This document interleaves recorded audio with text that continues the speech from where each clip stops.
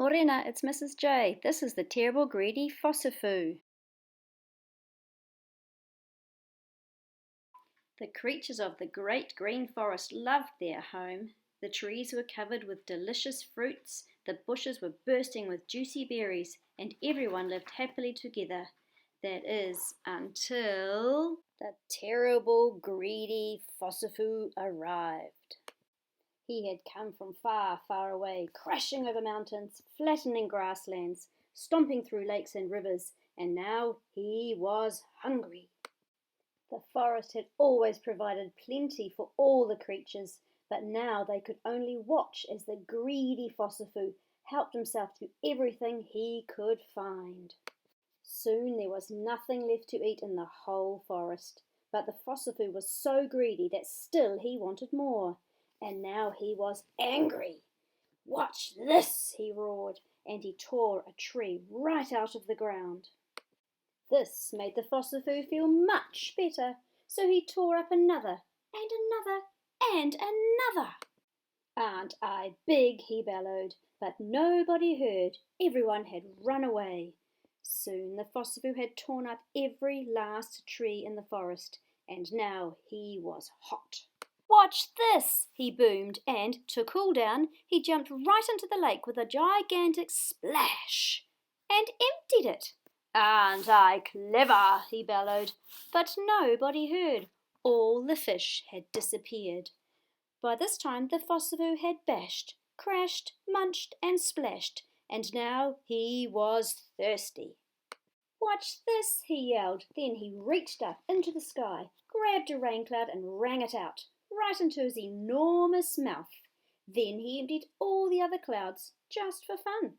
"Aren't I?" The Fossifoo spun around to see who was watching. Nobody was. The Fossifoo looked around. Nothing moved. The Fossifoo listened. Not a sound. The Fossifoo waited for an hour, then a day, then a week. A year passed by and the forest was completely dry and bare. Still nobody came. "What have I done?" whispered the Fossifoo, and he started to cry. Cried and cried and cried until he had no tears left to cry. If only he had taken care of the beautiful forest. Then he noticed it. Beneath his feet, watered by all the tears, a tiny seed had sprouted. The Fossifoo knew that the seed would need more water if it was to grow big and strong, but there was not a single drop left in the forest.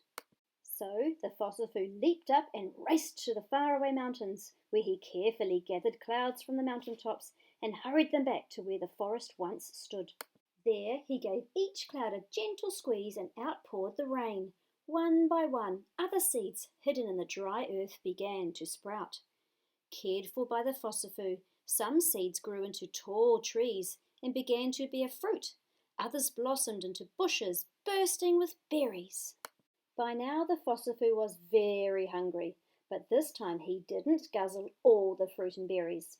This time he took just enough to fill his empty belly. The rest he either planted in the ground or left to ripen on the trees and bushes. Before long, rainwater filled the lake and the great green forest was beautiful once more.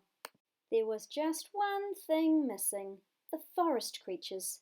The Fossifoo would have to get them back. So he filled his arms with fruit and set off to find them. He trod gently over mountains, softly through grasslands, and carefully across lakes and rivers.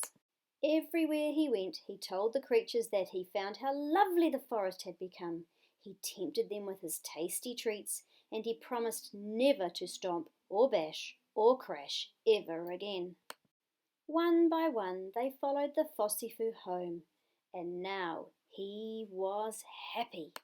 From that day on, no creature in the great green forest went without food or shelter again. Everyone lived happily together as the Fossifoo watched over their beautiful home, making absolutely sure that everything was shared equally. And who would argue with a terrible, not so greedy Fossifoo?